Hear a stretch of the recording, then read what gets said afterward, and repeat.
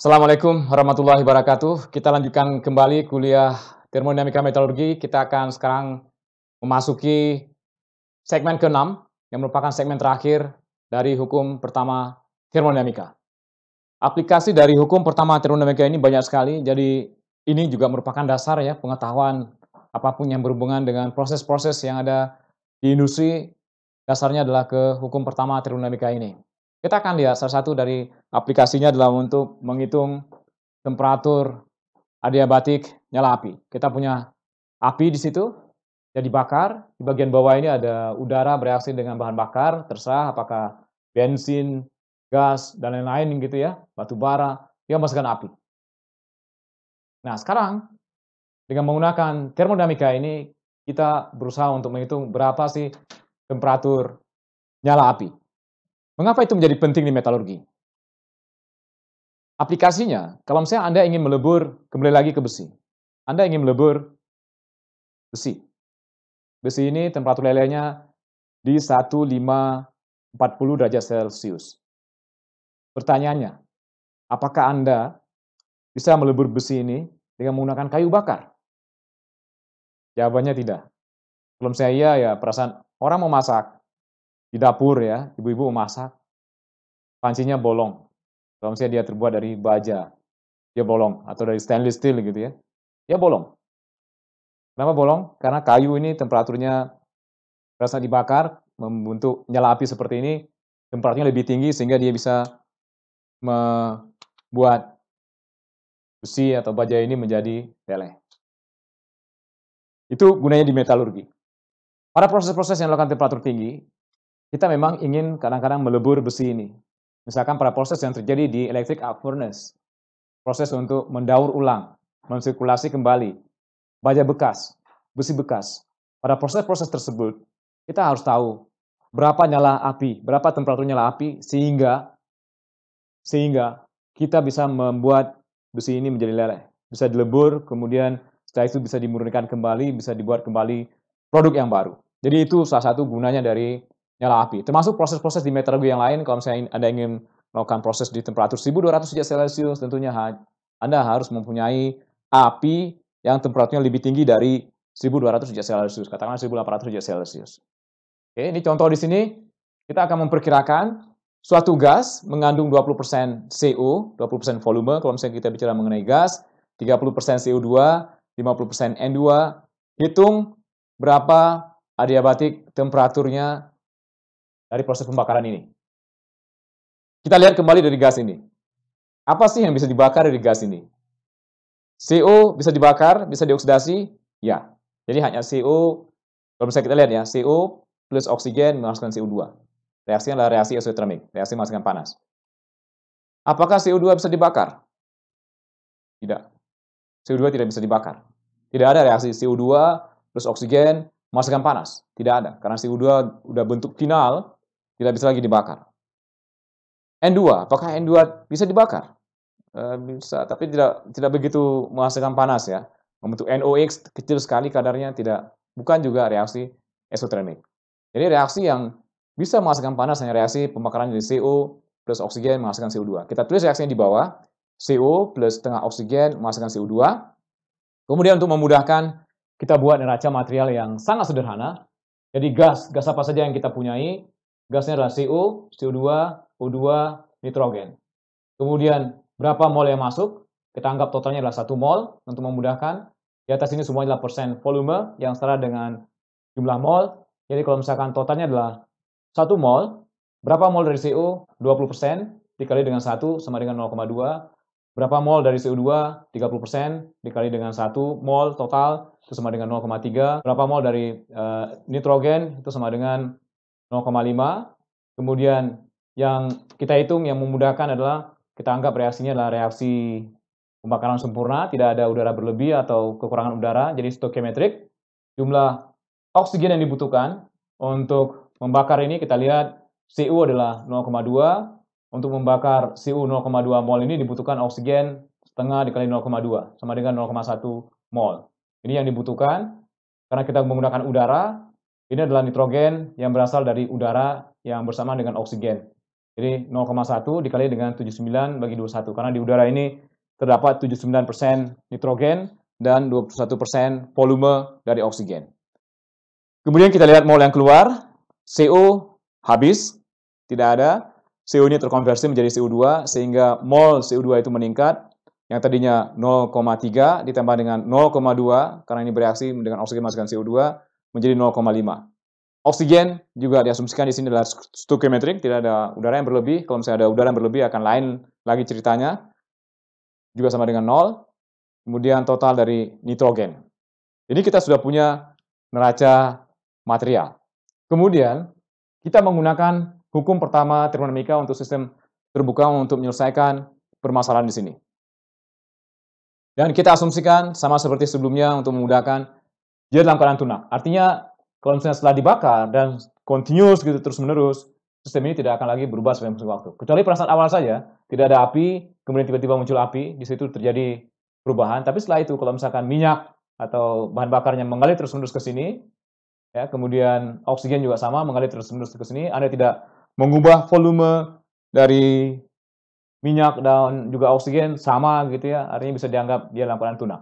Sehingga energi dalam itu sama dengan 0, tinggal adalah Q plus W itu sama dengan jumlah semua yang keluar, entalpinya dikali dengan mol yang keluar dikurang dengan entalpi yang masuk dikali dengan mol yang masuk. Tentu saja di sini entalpinya adalah spesifik dan juga di sebelah sini entalpi yang keluar juga spesifik. Kemudian kita anggap bahwa tidak ada kerja yang dilakukan oleh burner ini, tidak ada terjadi perubahan volume, tidak ada macam-macam gitu ya. Hanya terjadi proses pembakaran, hanya Q saja yang muncul di situ. Kemudian Q ini juga tidak ada panas yang hilang ke lingkungan, diasumsikan. Ya, di sini tidak ada panas yang hilang ke lingkungan. Sehingga kalau misalnya tidak ada panas yang hilang ke lingkungan, Q ini juga sama dengan 0. Jadi tidak, kalau misalnya Anda pegang dari luar, dingin. Walaupun itu tidak benar. Ya, tapi di sini maksud dari adiabatic temperature calculation adalah berapa temperatur adiabatik pada saat dia tidak ada panas yang hilang ke lingkungan. Berapa temperatur maksimum yang bisa dicapai oleh sistem ini. Jadi Q sama dengan 0, W sama dengan 0. Kemudian tinggal ini, jadi artinya entalpi dari semua yang masuk sama dengan entalpi dari semua yang keluar. Kita lihat satu persatu. Yang keluar, entalpinya adalah dari CO2, itu produknya yang ada CO2, CO tidak ada, oksigen juga tidak ada, dan N2. Pada temperatur tertentu. Ini akan dihitung, berapa temperatur tertentu itu. Jadi pas kita bakar, CO, CO2, dan N2 sebagai bahan bakarnya, kemudian diberikan suhu udara, terjadi proses pembakaran, produk yang keluar di sini adalah hanya CO2 dan N2, yang lain tidak ada. Pada temperatur tertentu. Ini akan dihitung. Berapa temperatur yang bisa dicapai oleh sistem ini. Kemudian yang masuk, yang pertama yang masuk adalah CO, yang kedua CO2, yang ketiga ada oksigen untuk membakar, yang keempat adalah nitrogen. Datanya itu sama seperti yang sebelumnya sudah diperlihatkan dalam tabel. Selanjutnya, ini diselesaikan lebih lanjut untuk menghitung berapa sih harga temperatur di bagian luar ini. Atau kita lihat, kalau misalnya ini dibuat kiri sama dengan kanan, jadi HI ini semua sama dengan H yang keluar. Oke, jadi seperti ini, H yang masuk itu sama dengan H yang keluar. Kita lihat H dari N2 yang masuk. Temperaturnya temperatur kamar. Entalpinya sama dengan 0. Karena dia dalam keadaan standar. Oksigen. Dia juga masuk. Untuk reaksi pembakaran. Persen dia masuk. Entalpinya sama dengan 0. Karena temperaturnya 25 derajat Celcius. Tekanannya 1 atm. Sehingga yang masuk ini tinggal CO dan CO2. CO dan CO2. Di sini, dia punya entalpinya. Ini juga punya entalpinya di temperatur 25 derajat Celcius. Itu yang digunakan. Jadi entalpi dari CO 298 itu sama dengan entalpi pembentukan CO pada temperatur 298 Kelvin. Entalpi dari CO2 itu sama dengan entalpi pembentukan CO2 pada temperatur 298 Kelvin. Kita punya datanya. Kita bisa melihat di tabel. Kemudian setelah itu yang keluar. Yang keluar CO2 dan nitrogen. Temperaturnya adalah temperatur T. Untuk CO2 ini kita lihat sebagai jadi sebelumnya kita sudah melihat H T dikurang dengan H298 itu sama dengan CP/dt. HT ini sama dengan H298 ditambah dengan CP/dt. Di sini kita punya harganya, itu sama dengan entalpi pembentukan di 298. Kemudian kita harus cari data CP dari CO2 ini. Di sini sebagai fungsi dari temperatur. Temperatur ini ya akan dihitung. Berapa temperatur nantinya? Perasaan dia keluar. Ini juga sama untuk nitrogen, 298 ke T, temperatur ini akan dihitung. Jadi energi yang berasal dari reaksi pembakaran CO plus CO2 itu digunakan untuk menaikkan temperatur dari produknya. Produknya adalah CO2 dan nitrogen. Yang dihitung ujungnya adalah berapa temperatur dari CO2 dan nitrogen ini, kalau misalnya energi ini yang masuk tadi, tidak mempunyai kehilangan panas ke lingkungan. Jadi kalau misalnya dihitung, temperaturnya adalah 1095 derajat Celcius. Ini coba Anda hitung sendiri, Anda cek sendiri, saya tidak menjelaskan dengan detail di sini. Ini adalah satu program makro yang digunakan untuk memperkirakan berapa temperaturnya. Kemudian kita juga menggunakan Vexage untuk menghitung dengan cepat dengan menggunakan Equilib. Anda masukkan di situ, kemudian masuk 0,2 mol CO, 0,3 mol CO2, 0,1 mol oksigen, dan 0,88 mol nitrogen. Ini semuanya gas, masuk semua temperatur 25 derajat Celcius, tekanannya 1 atm, streamnya stream 1, kemudian Anda pilih di sini gas, ini yang penting ya. Ini Anda pilih juga boleh, silakan saja.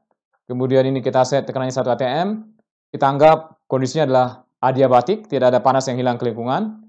Ini yang kita hitung sebelumnya adalah flame temperatur adiabatik. Adiabatik itu adalah kondisi di mana panas tidak ada hilang ke lingkungan, ini tidak diisi. Di sini 0, di sini 1. Ini perkiraan temperaturnya.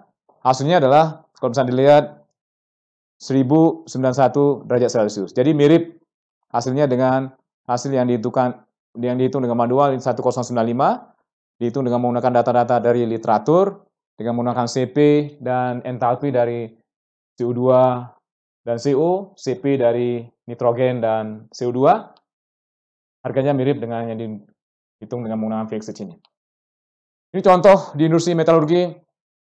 Jadi kita harus bisa menghitung berapa sih panas maksimum yang bisa diberikan oleh burner ini, sehingga burner atau nyala api ini bisa memotong atau melebur logam-logam yang ada di bawahnya.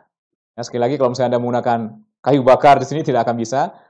Dan umumnya di industri yang digunakan bukan udara yang ada nitrogennya, tetapi yang digunakan adalah oksigen murni untuk proses pembakaran ini, sehingga temperaturnya akan tinggi. Kalau misalnya menggunakan oksigen, temperaturnya bisa lebih dari 2000 derajat Celcius. Kalau misalnya menggunakan udara, bisa saja temperaturnya kurang dari 2000 derajat Celcius atau sekitar 2200 derajat Celcius. Tapi dengan menggunakan oksigen bisa mendekati 3000 derajat Celcius temperatur dari nyala api ini yang bisa digunakan untuk memotong logam. Ini contoh yang lain. Mohon Anda hitung sendiri ya, tugas. Jadi kalau misalnya kita punya metana, itu yang digunakan banyak juga di pabrik gas alam sebenarnya. Dibakar pada temperatur kamar, temperaturnya 25 derajat Celcius atau 298 Kelvin dan tekanannya 1 atm dengan oksigen 100%. Anda ngitung berapa temperatur nyala api adiabatik. Kemudian kalau misalkan Anda menggunakan udara, Anda ngitung lagi berapa temperatur adiabatiknya. Anda bandingkan. Ya, untuk memberikan sense kepada Anda, sekali lagi adalah proses-proses seperti ini yang digunakan sampai hari ini di industri untuk baik melebur PB, melebur tembaga, melebur aluminium, proses peleburan timah, proses untuk melebur scrap atau besi tua, dan lain-lain yang ada di industri metalurgi, terutama pada proses-proses yang dilakukan pada temperatur tinggi. Termasuk juga mungkin proses untuk membuat asam sulfat, memasukkan panas itu bisa digunakan untuk memanaskan air, airnya bisa digunakan untuk menjadi uap, uap bisa digunakan untuk membangkit energi listrik. Oke, ini Anda lihat sendiri, pokoknya ini tugas bagi Anda ya, 2 itu. Baik, terima kasih atas perhatiannya. Saya akhir dari modul 02, hukum pertama trigonomika. Kalau misalnya kita lihat di sini dari awal, dari segmen 1 sampai segmen terakhir, itu adalah beberapa aplikasi dari hukum pertama trigonomika dari entalpi, kemudian kapasitas panas, entalpi pembentukan, menghitung energi adiabatik, memanaskan logam pada temperatur tinggi. Itu semua dasar-dasar yang dibutuhkan di metalurgi untuk membuat neraca panas, neraca energi dari suatu sistem, tandur, apapun, temperatur tinggi atau temperatur rendah. Mudah-mudahan bermanfaat, tetap belajar ya, serius dalam belajar. Assalamualaikum warahmatullahi wabarakatuh.